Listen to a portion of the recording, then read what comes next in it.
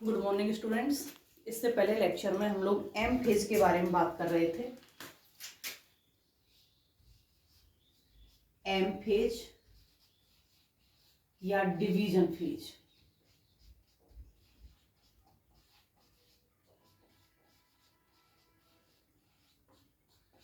तो जो M phase पाई जाती है, जैसे हम एम फेज या डिवीजन फेज कह रहे हैं, यह G2 अवस्था के बाद की स्थिति होती है।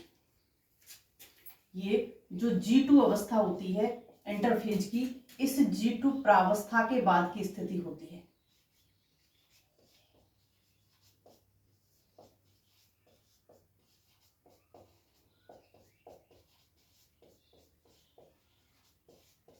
G2 प्रावस्था के बाद की स्थिति होती है। इसके बाद में यहाँ पर जो डिवीजन फेज है वो 4 चरणों में जाके संपन्न होती है। कल आपको मैंने बताया था इससे पहले वाली वीडियो में। तो ये 4 चरणों में जाके संपन्न होती है। ये 4 चरण होते हैं प्रोफेज, मेटाफेज, एनाफेज और टीलोफेज।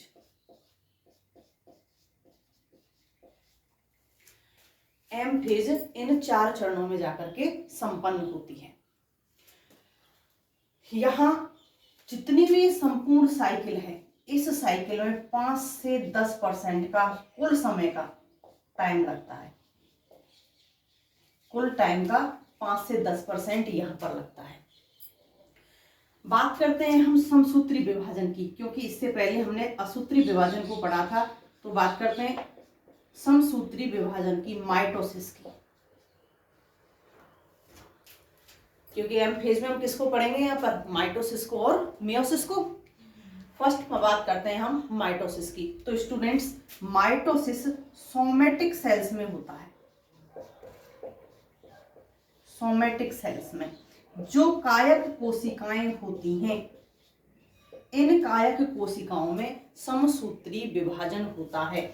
समसूत्री विभाजन में जितने गुणसूत्र या कहें गुणसूत्र की संख्या जितनी मदर सेल में होती है, उतनी ही संख्या किसमें होती है, इसके बराबर संख्या किसमें होती है, डॉटर सेल में।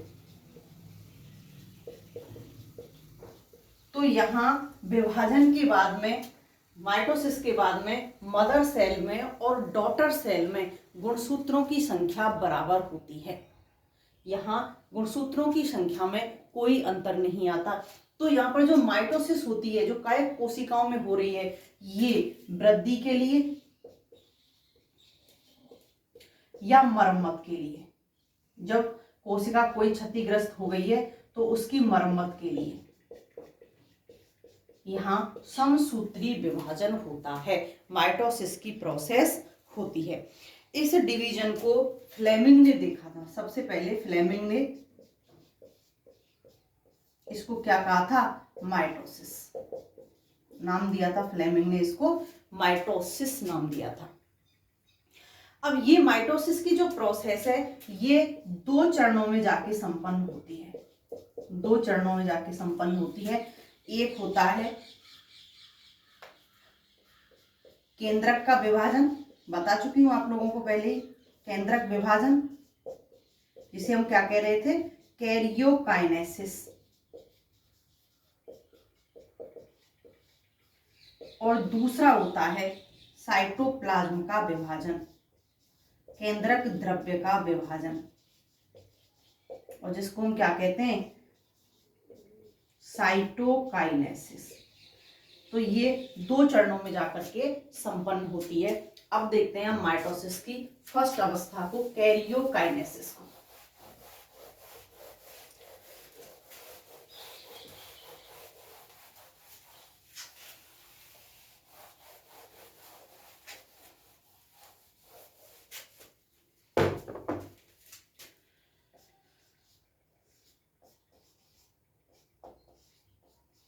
माइटोसिस, और माइटोसिस की भी फर्स्ट अवस्था कैरियो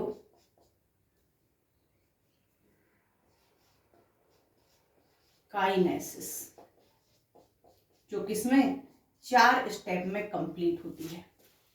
थोड़ी देर पहले अभी बताया था प्रोफेज, मेटाफेज, एनाफेज और टेलोफेज। तो इसकी फर्स्ट स्टेप देखते हैं, 4 स्टेप में कंप्लीट हो रही है ये। प्रोफेज, प्रोफेज से पहले इंटरफेज होती है, G1 S और G2 अवस्था।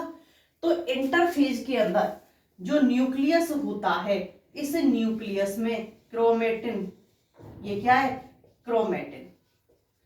तो यहां पर क्रोमेटिन पदार्थ उलझी हुई और बिखरी हुई अवस्था में होते हैं। तो जैसे ही प्रोफेज स्टार्ट होती है तो यहां पर जो ये क्रोमेटिन पदार्थ है, ये क्रोमेटिन पदार्थ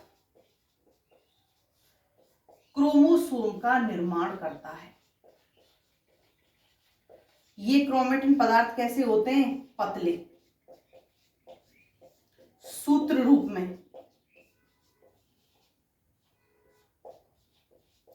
और जल एक्सिस में उपस्थित होता है, जल अधिक होता है, यहां पर जल अधिक मात्रा में उपस्थित होता है। ये क्रोमेटिन पदार्थ जब क्रोमोसोम में बदलेगा स्टूडेंट्स, तो यहां पर 2 चीज होंगी, एक तो संघनन की प्रक्रिया होगी और दूसरी निर्जलीकरण की होगी, डिहाइड्रेशन। एक तो कंडेंसेशन होगा और दूसरी यहां पर निर्जलीकरण की क्रिया होगी। इन दोनों ही क्रियाओं के लिए यहां ऊर्जा की आवश्यकता होती है, और ये ऊर्जा जिसकी आवश्यकता हो रही है, ये ऊर्जा एटीपी के जल अपघटन से मिलती है, एटीपी के जल अपघटन से। और साथ ही साथ यहां पर दूसरा जो सहायक होता है वो होता है सहायक एंजाइम। इस क्रिया के लिए जो सहायक एंजाइम होता है वो होता है टोपोआइसोमरेज। यहां पर टोपोआइसोमरेज एंजाइम इस प्रोसेस में सहायक होता है, यहां एटीपी के जल अपघटन में भी और संघनन और निर्जलीकरण की, डिहाइड्रेशन की प्रक्रिया में भी। तो अब जब ये प्रोसेस होगी तो यहां क्या होगा, इन सूत्र से जल बाहर निकलना स्टार्ट हो जाएगा। जो सूत्र पतले थे ये क्या होंगे, मोटे होना, मोटे हो जाएंगे, जल बाहर निकल जाएगा, यहां संघनन की प्रक्रिया हो जाएगी, मोटे हो जाएंगे और यहां पर संघनन हो जाएगा। जब मोटे और संघनन हो जाएंगे तो किस में बदल जाएंगे, क्रोमोसोम में बदल जाते हैं। अब यहां पर ये तो हो गई यहां पर क्रोमोसोम निर्माण की प्रोसेस, कि यहां जो क्रोमेटिन पदार्थ है इससे क्रोमोसोम कैसे निर्मित हो रहे हैं। अब यहां इस प्रोफेज में परिवर्तन क्या क्या होते हैं, बात करें हम परिवर्तनों की, तो यहां परिवर्तन कौन कौन से होते हैं। तो एक तो होते हैं लेट प्रोफेज में, सॉरी अर्ली प्रोफेज में,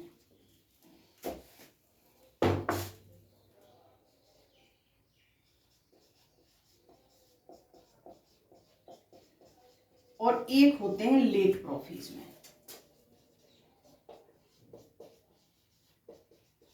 क्या क्या परिवर्तन होते हैं, जब हम अर्ली प्रोफेज में देखते हैं तो यहां पर क्रोमोसोम का निर्माण स्टार्ट हो जाता है, क्रोमोसोम बनने स्टार्ट हो जाते हैं, या फिर कहें कि क्रोमोसोम कैसे होते हैं, पतले,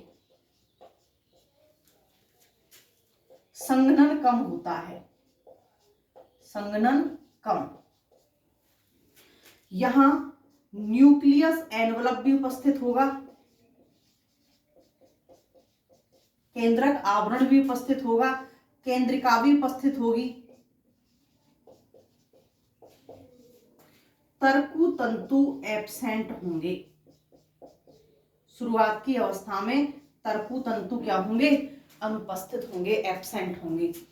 तो यहाँ पर क्रोमोसोम पतले होते हैं, संघनन यहाँ कम होता है, न्यूक्लियोलस का एनवलप भी दिखाई देता है, आवरण दिखाई देता है, सॉरी न्यूक्लियस का आवरण भी दिखाई देता है, न्यूक्लियोलस भी यहाँ पर प्रेजेंट होती है। तो शुरुआत की अवस्था में ये अवस्था होती है शुरुआत की।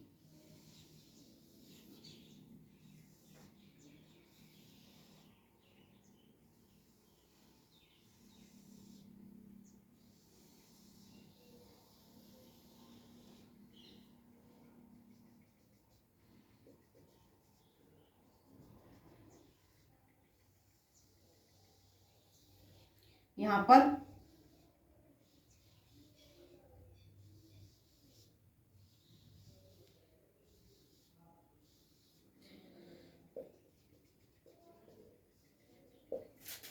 ये न्यूक्लियस एनवलप,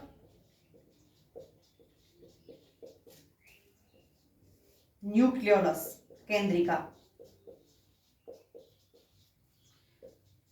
क्रोमोसोम,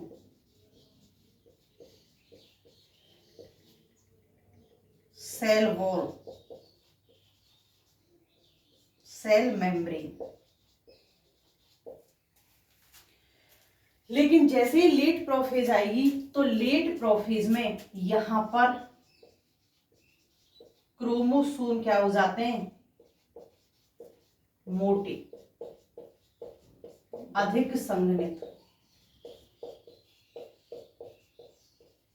मोटे और अधिक संघनित हो जाते हैं। यहां न्यूक्लियस एनवलप और न्यूक्लियोलस दोनों ही अदृश्य होना स्टार्ट हो जाते हैं, अदृश्य होना शुरू हो जाते हैं। कंप्लीटली होते नहीं है, शुरू हो जाते हैं, बीच बीच में से मेम्ब्रेन गायब होना स्टार्ट हो जाएगी। साथ के साथ जो तर्कु तंतु थे जो हमको पहले दिखाई नहीं दे रहे थे, ये तर्कु तंतु बनना शुरू हो जाते हैं या तर्कु तंतु बन जाते हैं। साथ ही साथ यहां पर जो क्रोमोसोम बने हैं, ये क्रोमोसोम क्या आ जाएंगे, जो इक्वाटोरियल प्लेट होती है, इस इक्वाटोरियल प्लेट पर आना शुरू हो जाते हैं या फिर इस इक्वाटोरियल प्लेट के आसपास आ जाते हैं, के आसपास आ जाते हैं।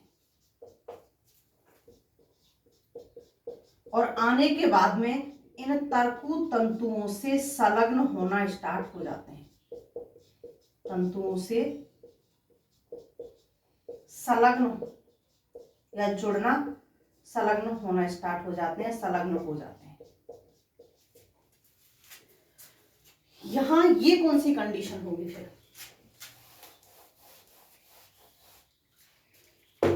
जब ये लेट प्रोफेज की तरफ कोशिका जाएगी तो यहां पर क्या होगा, जब लेट प्रोफेज की तरफ कोशिका जाती है तो यहां पर ये डिसएपियर होना स्टार्ट हो जाएगा, न्यूक्लियस एनवलप, तर्कु यहां पर बनना स्टार्ट हो जाते हैं, सॉरी क्रोमोसोम यहां पर बनना स्टार्ट हो जाते हैं या फिर कहें कि बन जाते हैं, अधिक मोटे और संघनित हो जाते हैं और यहां पर बन जाते हैं। ये जो मिड पार्ट है, ये मिड पार्ट क्या कहलाता है, एक्वाटोरियल प्लेट, मध्यवर्ती पट्टिका, एक्वाटोरियल प्लेट। यहां पर आकर के इसके आसपास आकर के क्या हो जाते हैं, ये एकत्रित हो जाते हैं। जो न्यूक्लियोलस थी ये भी यहां पर अदृश्य हो जाती है। यहां से तर्कु तंतुओं का ये पोल और दूसरा पोल इधर, तो यहां से तर्कु तंतुओं का निर्माण स्टार्ट हो जाता है और लेट प्रोफेज के आते आते तर्कु तंतु बन करके रेडी हो जाते हैं और ये अंदर की ओर आना या फिर कहें कि इनके सेंट्रोमियर से जुड़ना स्टार्ट कर देते हैं। तो ये लेट प्रोफेज के टाइम होता है, ये सारी चीजें लेट प्रोफेज के समय होती हैं। ये तो होता है प्रोफेज में। अब यहां पर जो हम बार बार पढ़ रहे हैं तर्कु तंतु, ये तर्कु तंतु कैसे बनते हैं और किस प्रकार के होते हैं, बात करते हैं तर्कु तंतुओं की।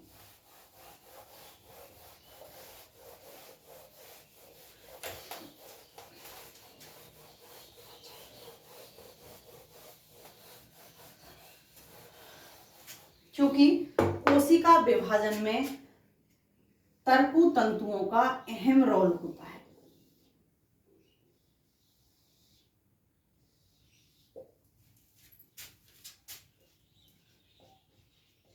तर्कु उपकरण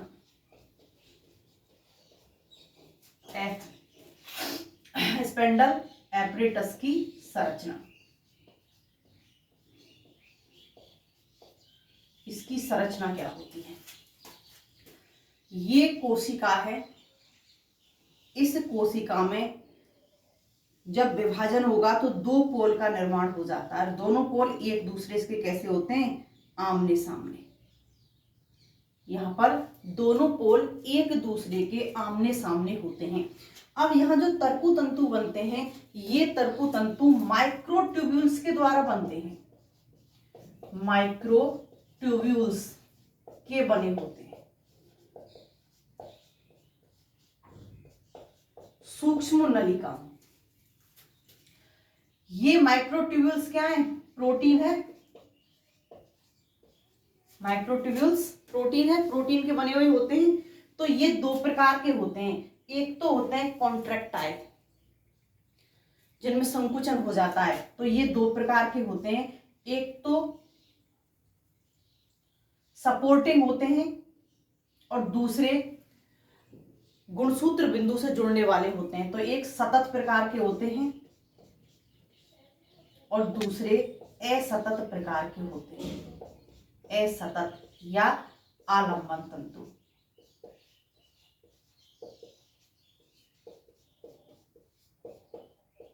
सतत या गुणसूत्रीय तंतु, ये दो प्रकार के होते हैं।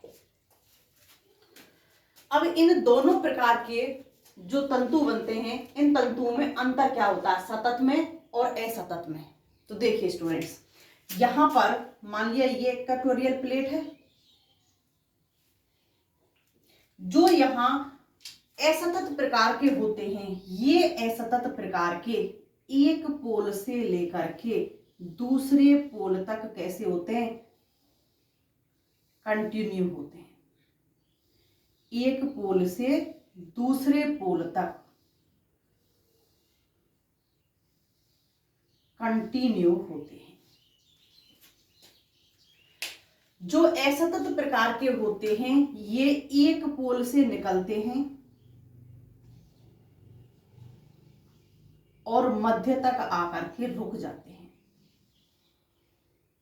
एक पोल से निकलते हैं और मध्य तक आकर के रुक जाते हैं। जो असतत प्रकार के होते हैं, उल्टा लिख दिया दोनों को। सतत प्रकार के होते हैं आलंबन तंतु। आलंबन तंतु। और असतत प्रकार के होते हैं गुणसूत्रीय तंतु। गुणसूत्रीय तंतु। जो सतत प्रकार के होते हैं, जो आलंबन तंतु होते हैं, ये क्या होते हैं? पोल टू पोल होते हैं। पोल टू पोल होते हैं। एक पोल से लेकर के दूसरे पोल तक उपस्थित होते हैं। जो असतत प्रकार के होते हैं, ये पोल से लेकर के कहां होते हैं? मिड पार्ट तक, या फिर कहें सेंट्रल पार्ट। मिड पार्ट को हम सेंट्रल भी तो कह सकते हैं, सेंट्रल पार्ट तक। असतत प्रकार के जो तंतु होते हैं, एक सिरे पर तो पोल से ज्वाइंट होते हैं और दूसरे सिरे पर कहां ज्वाइंट होते हैं? क्रोमोसोम के सेंट्रोमियर से। क्रोमोसोम के सेंट्रोमियर से। क्योंकि ये जो पॉइंट है, ये वाला क्या कहलाता है? सेंट्रोमियर। काइनेटोकोर या सेंट्रोमियर। तो ये यहां इस क्रोमोसोम के सेंट्रोमियर से जुड़े हुए होते हैं। इसीलिए इनको क्या कह रहे हैं हम? गुणसूत्रीय तंतु। तो यहां पर ये सभी गुणसूत्रों से नहीं जुड़े होते, सभी सेंट्रोमियर से नहीं जुड़े होते। कुछ ऐसे भी होते हैं जो बिना जुड़े हुए होते हैं। मान लिया ये यहां पर इस प्रकार से जुड़े हुए हैं।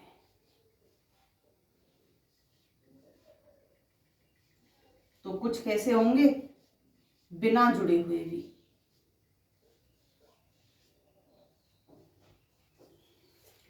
तो ये तो होते हैं गुणसूत्रीय तंतु, क्योंकि जब एनाफेज में जब ये गति करेंगे तो यहाँ पर यही गुणसूत्रीय तंतु इनकी गति के लिए भी जिम्मेदार होते हैं। क्यों? इनके अंदर संकुचन होता है, ये संकुचनशील होते हैं, संकुचनशील होते हैं, कॉन्ट्रैक्टाइल होते हैं, इनमें संकुचन की कैपेसिटी होती है। और वैसे जब माइक्रोट्यूब्यूल्स नष्ट होना स्टार्ट होंगी तो यहाँ पर संकुचन होगा और ये कहाँ पोल की तरफ खिसकना स्टार्ट कर देंगे। तो ये संकुचनशील होते हैं। दूसरे जो आलंबन तंतु होते हैं जो पोल से पोल पर होते हैं, ये एक ध्रुव से दूसरे ध्रुव तक जो होते हैं ये सपोर्ट का कार्य करते हैं। और इन तंतुओं का जो संघनन होता है वो कैल्शियम द्वारा सक्रिय प्रोटीन होती है कैल्मोडुलिन। यहाँ पर इनका जो संघनन होता है ये संघनन होता है कैल्शियम प्लस प्लस के द्वारा, एक सक्रिय प्रोटीन होती है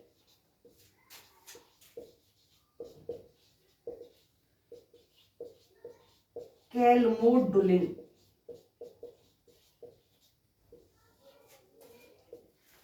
इस कैल्मोडुलिन प्रोटीन के कारण यहाँ इनका संघनन होता है। इस कैल्मोडुलिन प्रोटीन के कारण ये संघनित अवस्था में यहाँ पर होते हैं। अब यहाँ इन तंतुओं की बात करें तो इन तंतुओं के अंदर यहाँ पर 3.5% आरएनए उपस्थित होता है, लिपिड उपस्थित होता है और यहाँ 95 से लेकर 97% तक ट्यूबुलिन प्रोटीन उपस्थित होती है। यहाँ पर ट्यूबुलिन प्रोटीन उपस्थित होती है। तो अधिकतम मात्रा में यहाँ क्या पाई जाती है? ट्यूबुलिन प्रोटीन पाई जाती है। क्योंकि बने ही ये तंतु किसके होते हैं? ट्यूबुलिन प्रोटीन के। ट्यूबुलिन प्रोटीन से बनी हुई नलिकाएं होती हैं जिनसे ये बने होते हैं। नेक्स्ट बात करें कि ये जो तरकु होते हैं, तरकु तंतु होते हैं, ये तरकु तंतु बाइपोलर होते हैं।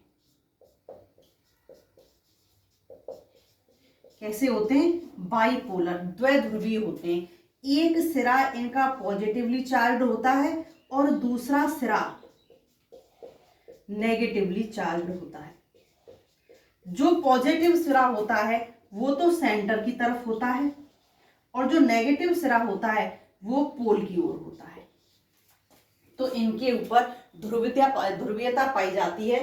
पॉजिटिव नेगेटिव चार्ज होते हैं। जो सेंटर की तरफ होगा उस पर पॉजिटिव चार्ज होगा और जो पोल की तरफ सिरा होगा उस पर यहाँ पर नेगेटिव चार्ज पाया जाता है। बात करें प्लांट में, जो प्लांट में तरकु तंतु बनते हैं ये तरकु तंतु एनेस्ट्रल प्रकार के होते हैं। एनेस्ट्रल प्रकार के होते हैं।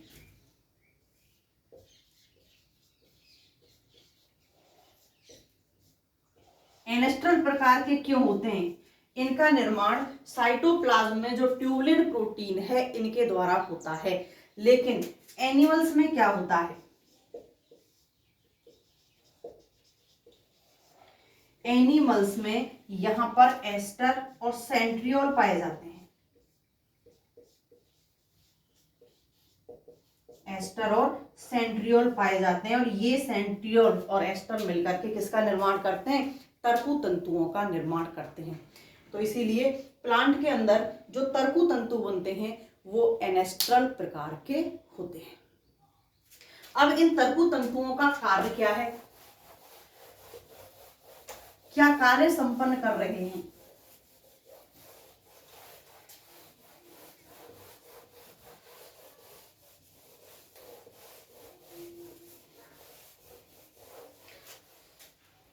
तो देखिए स्टूडेंट्स, अगर हम कार्य की बात करें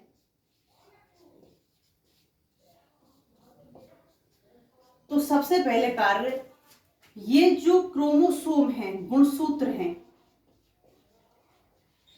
या फिर क्रोमेटिड कह दें, विभाजन के बाद में एनाफेज में समझ में आएगा क्रोमेटिड क्यों कह रहे हैं। तो यहाँ पर क्रोमोसोम या क्रोमेटिड के जो सेंट्रोमियर होते हैं या काइनेटोकोर होते हैं इससे जुड़े होते हैं और जुड़े होने के कारण ये इनको कहां ले आते हैं? मेटाफेजिक प्लेट पर। मेटाफेजिक प्लेट या इक्वाटोरियल प्लेट पर। इस प्लेट पर एक विशेष मैनर में जमाने के लिए ये क्या होते हैं, जिम्मेदार होते हैं। जब एनाफेज अवस्था आती है, एनाफेज आती है, तो इस एनाफेज में ये ध्रुवों की ओर ले जाने के लिए जिम्मेदार होते हैं, ध्रुवों की ओर। किसको? क्रोमेटिड्स को या गुणसूत्रों को।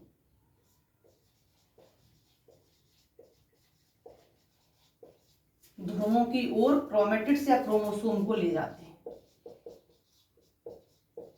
क्योंकि गति इन्हीं के कारण होती है। इन्हीं के कारण ये काइनेटोकोर, इनकी काइनेटोकोर से क्या जुड़े हुए होते हैं, तंतु, और जुड़े होने के कारण ये ध्रुवों की तरफ खींच करके इनको ले जाते हैं।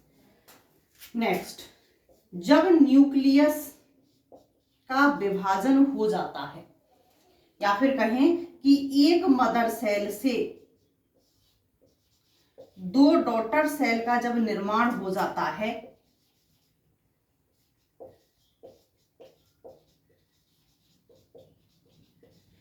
तो यहां पर इन दोनों डॉटर सेलों के बीच में जो बॉल बनती है, इस बॉल निर्माण में जिम्मेदार होते हैं।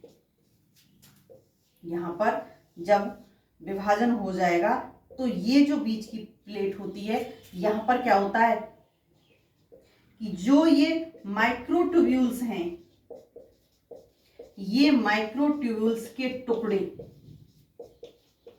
यहां आकर के जम जाते हैं। जितने भी माइक्रोट्यूब्यूल्स के टुकड़े कहें या तर्कु तंतु, टूटे हुए तर्कु तंतु कहें, बात एक ही है।